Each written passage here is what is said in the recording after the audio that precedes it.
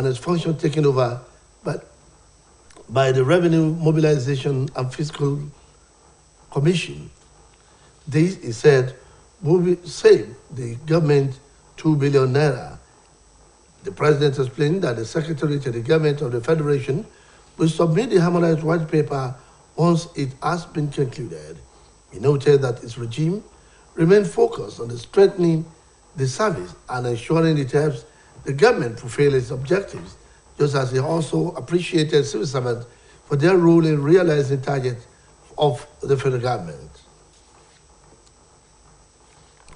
The timing to stop the reduction of $418 million from their statutory allocations from source, state governors have released details on their battle against Attorney General of the Federation and Minister of Justice, Mr. Abubakar Malami.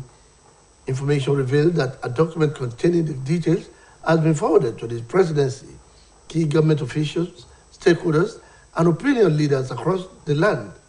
The governors, under the umbrella of the Nigeria Governors Forum, also laid bare all the facts to show that the cash should not be paid to any consultant until the case is decided by the Supreme Court.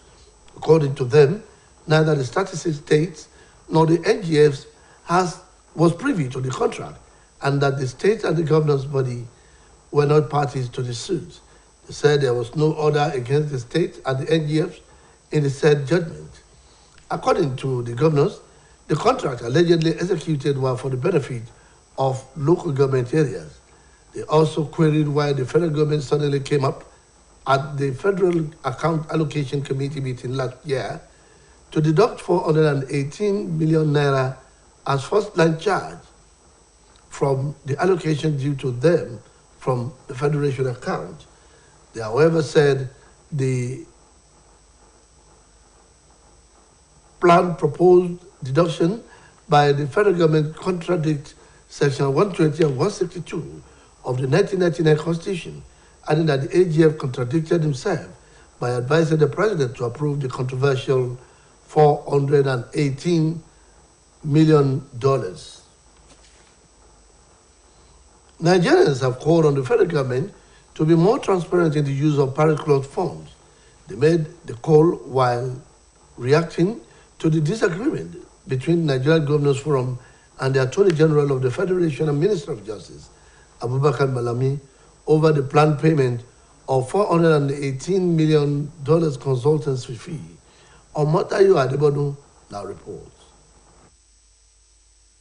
Of officials from major creditor countries whose role is to find coordinated and sustainable solutions to the payment difficulty experienced by debtor countries, as debtor countries undertake reforms to stabilize and restore their microeconomic and financial situation. Paris Club creditors provide an appropriate debt treatment. The members of the Paris Club meet each month except for February and August in the French capital. This monthly meeting may also include negotiations with one or more debtor countries that have met the club's precondition for debt negotiation. The main conditions a debt nation has to meet are that it should have a demonstrated need for debt relief and that it should be committed to implementing economic reforms. In effect, that means that the country may already have a current program with the International Monetary Fund, IMF, supported by a conditional arrangement. The Nigeria Governors Forum has berated the Attorney General of the Federation, AGF, and Minister of Justice, Abubakar Malami, over plans to deduct about $418 million from the Federation's account to pay private contractors and firms allegedly owed by the 36 states and local governments over the Paris Club refund. The governors who accused the AGF of bias in the manner he is handling the matter wondered why he, as a public officer, was eager to ensure that public funds are transferred to private individuals and entities, even when the alleged debt was being disputed and currently subject of pending litigations. They described this plan as unlawful and contrary to public policy and morality. Speaking with OSBC News, an analyst, Dr. Taufik Ahinde, stated that governments at all levels have not been transparent enough in the spending of the previous funds refunded by the club. So Nigeria do not trust them. Looking at what is happening with the Accountant General of the Federation, You know, there's so much humongous amount of money stolen in that office alone. I mean, it's a pointer to the fact that there is huge level of corruption going on. And it will be difficult for you to convince the citizens when you have that in place, to convince the citizens that money that have been refunded has been properly managed. Speaking in the same vein, another analyst, Dr. Bakari Lawal, was of the opinion that there is a huge gap between the people and the government, which makes the people not accessible to the government. He called on the government to engage the people the more so that the people will know exactly what the government has done with their funds. There's a need for a kind of public engagement to really have a kind of robust discussion for people to interrogate what the government has been using this fund for. It will be recalled that the Nigerian Governor Forum, through its chairman Kayode Fayemi, faulted Mr. Malami's claim that the federal government was right to have deducted the $418 million from the accounts of the 36 states to settle the alleged debts. While they faulted some payments already made to some individual and entity, they argued that the AGF ought to be driven by the need to protect public interest and ensure the public funds are not unjustly transferred to private individual and interest with doubtful claim. Omotayo Adebodun, OSBC News.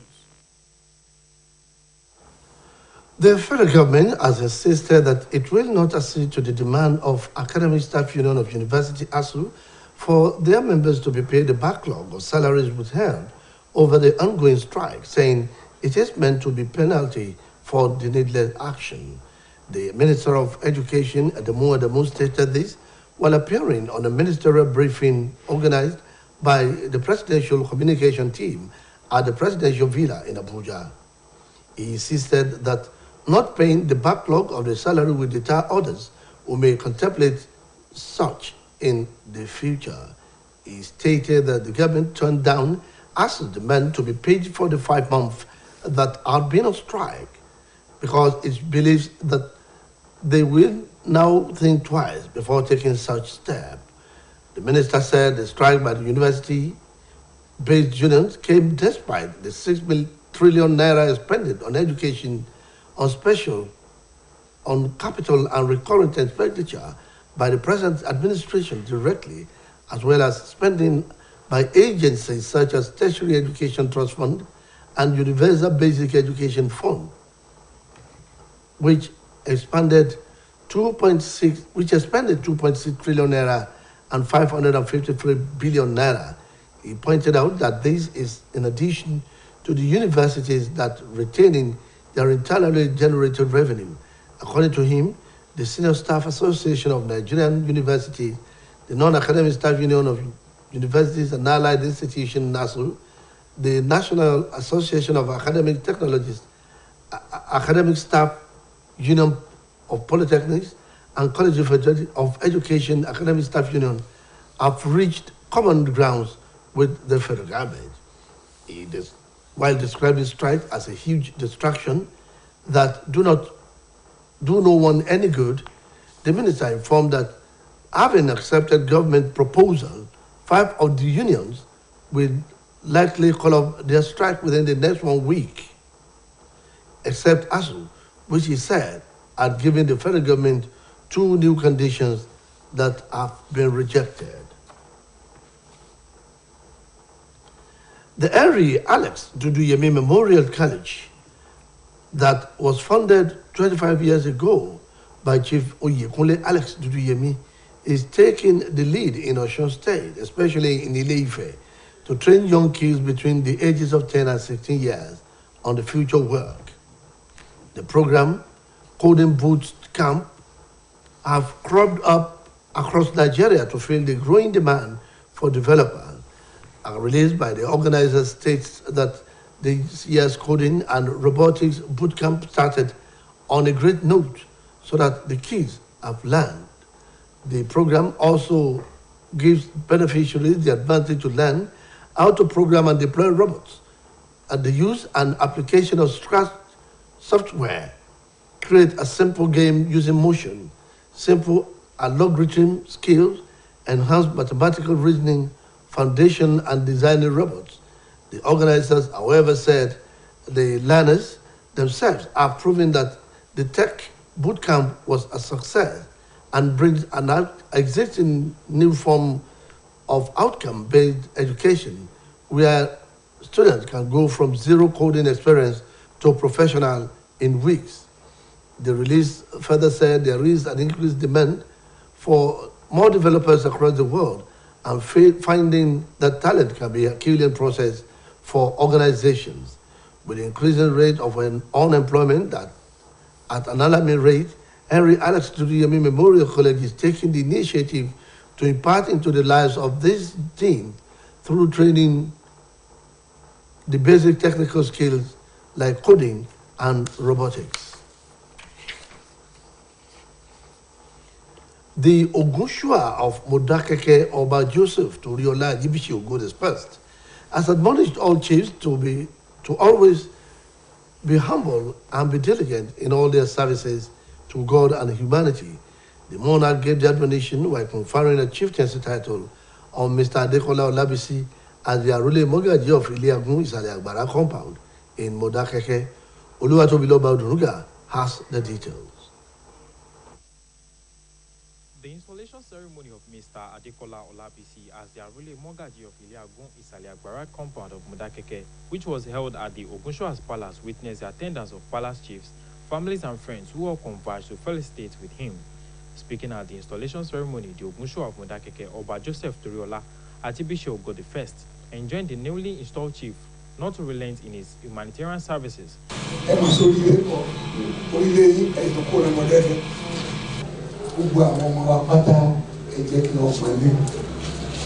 In his remarks, Chief Adekola Olabisi, who was flanked by his wife, expressed his delight, appreciated God, families and friends who have supported him to come this far.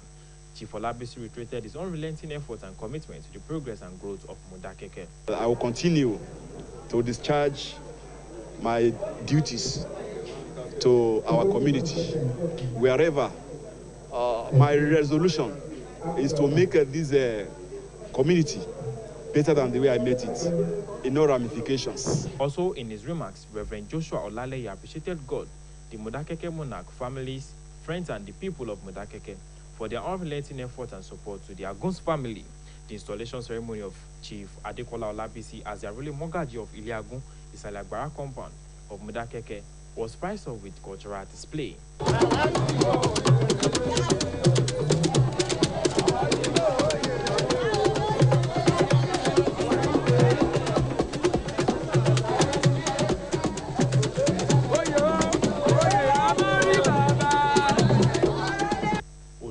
Tobiloba Odunuga reporting for OSBC News.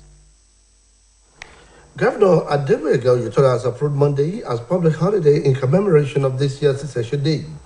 This is contained in a release issued by the Commissioner for Special Duties, Mr. Odaliko Badmus, who is also the Supervising Commissioner for the Ministry of Home Affairs. The approval is in recognition of the month of August usually set aside annually by the traditional religion worshippers to celebrate Ishashe festival in the state. The governor has directed that this year's celebration be celebrated responsibly and with security consciousness. Just as he congratulated the traditional religious worshippers, Governor Oyetola also appealed to them to be peaceful and law-abiding in their conduct before, during, and after the festival. We'll now go on a short commercial break. Major report continues in a moment.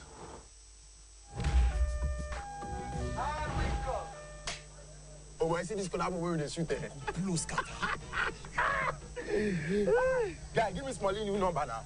Romance without finance and annoyance. Better give me bullet. Yeah, give me the number. Oh, yeah, jot the number down. 0805. Where the complete number? It's always so hot, like the blind I go need juice, so just like juices. Hey, oh, yeah, give me last numbers. My 5 password. 419, you owe me. Oh, yeah, 7650. What's you? What's you? Smiley, hello, how are you? What's you?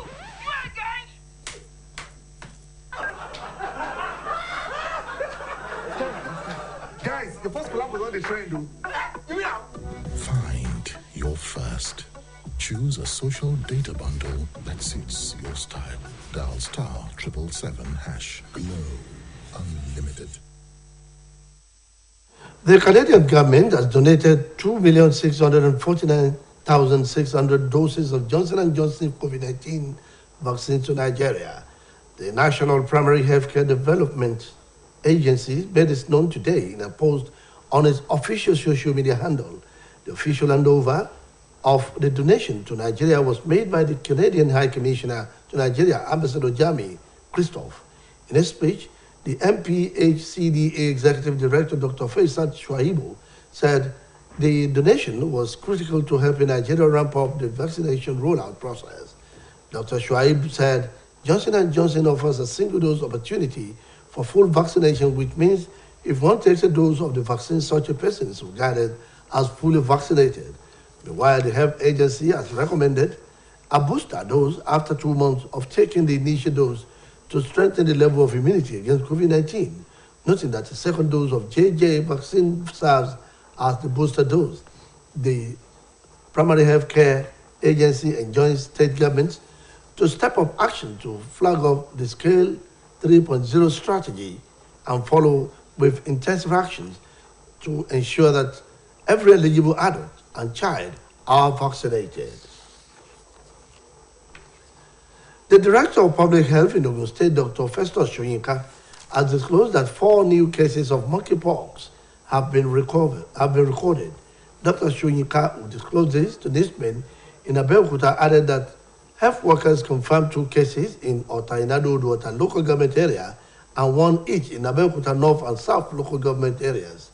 He said that the cumulative confirmed cases of the disease has risen to 7. The medical doctor noted that disease surveillance and notification officers in the affected local government areas have carried out outline listing and contact tracing of the patients. Dr. Shoyinka added that those affected by the disease have been placed on medication at an undisclosed hospital. Now welcome to our sports segment.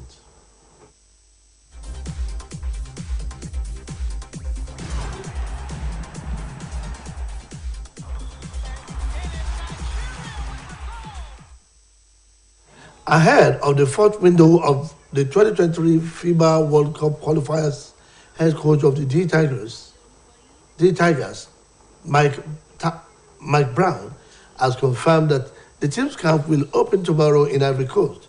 The American-born gaffer has invited 15 players to come for final window of the qualifier. Omotayo Odebodu has the details of this and more from the world of sports. The Tigers camp opens tomorrow, 20th August in Abidjan as the team starts preparation for the window 4 of the 2023 FIBA World Cup qualifiers. The team's head coach Mike Brown disclosed that this became necessary to address the slow start in the first 2 windows when the team lost to Cape Verde. Disclosing this to the Nigerian Basketball Media Department, Brown said knowing the task ahead in its quest to qualify for the World Cup, the team needs to get more training under their belt before the face-off hosts Ivory Coast on Friday, 26th. He is optimistic that early preparation will make a difference when his players step up on the court for their first game. Currently 4th on the table, the Tigers will play its opener against host Ivory Coast on Friday, 26th, before facing Guinea a day after. On Sunday, 28th August, the team will square up against Angola. The 2023 World Cup takes place from August 25th to 10th of September in Japan, Indonesia, and Philippines. Meanwhile, Anthony Joshua has admitted being under pressure going into tomorrow's heavyweight title fight with Alexander Usyk. Joshua, who is 32 years, can reclaim his WBA, WBO, and IBF titles by defeating Alexander Usyk in their rematch. The Ukrainian, a former undisputed cruiserweight champion, is undefeated as a professional and comfortably beat Joshua last September in London. It is the first time in his 26-fight career that Joshua has challenged for the prestigious belt, and the British-born Nigerian boxer has confessed to be under pressure. In the meantime, Real Madrid boss Carlos Ancelotti says midfielder Casemiro wants a new challenge and to leave the club as Manchester United close in on a deal worth up to 70 million euros. talks have progressed quickly, and United are optimistic the deal for the Brazil international, who is 30 years, will be completed in the next few days. Casemiro has been with Real Madrid since 2013, winning 3 La Liga titles and 5 Champions Leagues. United are bottom of the Premier League and host Liverpool on Monday. Casemiro would become one of the United's top earners if he completes the move and would sign a 4-year contract with an option of an additional year. He has made 222 appearances for the Spanish Giants and scored 24 goals. Motayo Adebodun, OSBC News. Russian President Vladimir Putin and his French counterpart Emmanuel Macron have discussed the situation at the Zaporizhzhia plant. These and more stories from around the world are packaged by Temitope Abdulkarim. President, the Kremlin said that Putin stressed the need for the systematic shelling by the Ukrainian military of the power plants creates the danger of a sizable disaster. Both presidents agreed on the need to send a mission of the International Atomic Energy Agency to the power station to assess the real state of affairs, and the Kremlin said the Russian side would provide the inspectors of the agency with the necessary assistance. The Elysee Palace also put out a statement saying that Macron had once again underlined his concern as the risks posed by the situation as the Zaporizhzhia nuclear power plants. The two presidents are set to talk to each other again in the coming days after discussions between these technical teams have taken place and ahead of the deployment of the mission. Elsewhere, at least 38 people have been killed and dozens more injured in forest fires that have devastated northern Algeria. The country's interior minister, Kamel Medjoud, said 24 people died in El Taf, near the border with Tunisia, as well as a mother and daughter in Sativ. Reports say at least 200 others have suffered burns and respiratory problems. Information revealed that firefighters supported by helicopters tried to contain several blazes. Officials said that some 39 fires were ravaging various parts of northern Algeria, and they warned that hot winds could spread the flames further. Meanwhile, powerful storms have battered areas of central and southern Europe, killing at least 12 people, including 3 children. The deaths, most from falling trees, were reported in Italy and Austria and on the French island of Corsica. It was gathered that heavy rain and wind wrecked campsites of the island, while in Venice, Italy, masonry was blown off the bell tower of St. Mark's Basilica. The storms follow weeks of heat wave and drought across much of the continent. Almost 13,000 people were evacuated from several campsites and sheltered in public buildings ahead of more expected damage. In a related development, a daughter of Angola's former President Jose Eduardo dos Santos has appealed a Spanish court's decision ordering his body to be released to his widow and returned home for burial. The case was filed by Tisha dos Santos, his 44-year-old daughter. The former president who ruled the oil-rich African nation with an iron fist from 1979 to 2017. He died in Barcelona last month at the age of 79 after suffering a cardiac arrest. Since then, the question of when and where he will be buried has pitted the Angolan government and his widow, Ana Paula, against some of his adult children. Just recently, a Barcelona court ordered his remains to be delivered to Ana Paula and granted authorization for the repatriation and international transfer of his remains to Angola. But his daughter filed an appeal, arguing that the court did not have the jurisdiction to rule on what was essentially a civil matter. Temitope Abdulkarim, OSBC News. Report by Temitope Abdulkarim concludes today's edition of the Major Report on OSBC TV. It was edited by Temitope Abdulkarim. Babatunde Bolatito is my name. Good night.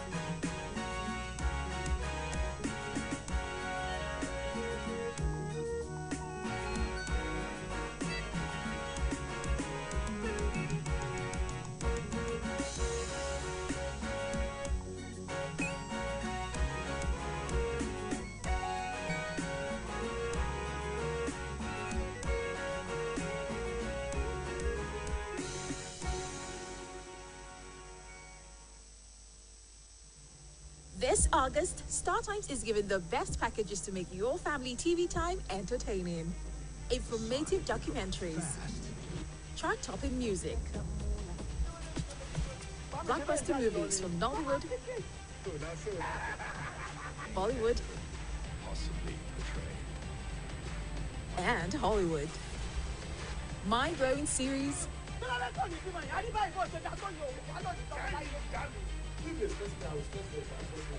talk shows. Now yourself, now you know. For sports fans, StarTimes has got you covered. Enjoy basketball, football, Formula One, kickboxing, and more. And for cartoon, welcome to StarTimes Fun Space. Enjoy the adventures of Superman and the Justice League on Toonami. All-time classic SpongeBob SquarePants on Nickelodeon.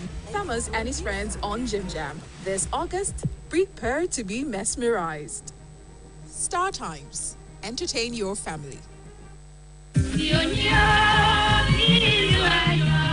kòkòrò jẹ́ agbádùn obì tó gbó ikú jẹ́ agbádùn ẹni wa tó bó ti yẹ bàbá wa Emmanuel Ayọ̀délé owó ẹ̀yẹ agboolé kí nílùú Ìlàhùn Ìjẹ̀ṣà níjọba ìbílẹ̀ Òbòkun ikú ti mú un lọ gbogbo ọjọ́ 18 oṣù kẹjọ ìrànràn kù rẹ̀ máa ń ṣe wá omijé gbojú wa ìbànújẹ́ sì gbọkàn ọjọ́ wọn a sì máa dàbí àná lọ́kàn wa bí o tilẹ̀ kú iṣẹ́ rẹ̀ ń gbélé ayé fọ̀hún síbẹ̀ akúkú mọ̀ tẹ́lẹ̀ pé ẹkú ìrọ́jú náà ni ó kẹ́yìn ẹkú ewu Emmanuel Ayọ̀délé owó ẹ̀yẹ tó sinmi nínú Olúwa lẹ́ni ọdún 52 afẹ́ ọ ṣùgbọ́n Jésù fẹ́ ọ jù à ń ṣe rántí rẹ̀ lónìí gẹ́gẹ́ bá a ti ń ṣe nígbà gbogbo adúpẹ́ pé iwájú tẹ kọjú sí dára nítorí ẹ̀yìn tẹ́ fi sílẹ̀ kò bàjẹ́ máa sinmi lọ nínú Olúwa Emmanuel Ayọ̀délé owó ẹ̀yẹ ọmọ èkìládé igbó èkìjagun ìpàdé tún di lẹ́sẹ̀ olùgbàlà àwọn ọmọ ló ń ṣe léde lẹ́yìn rẹ̀ Festus Olúwaṣẹ́gun owó ẹ̀yẹ Ayọ̀dèjì Emmanuel owó ẹ̀yẹ olúwájú wọn lọ Maria owó ẹ̀yẹ ló ń sọ lóhùn àròbá yìí pé.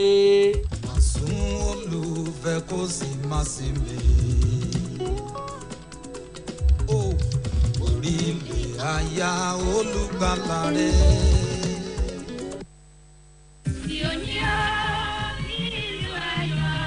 kòkòrò jẹ́ agbádùn.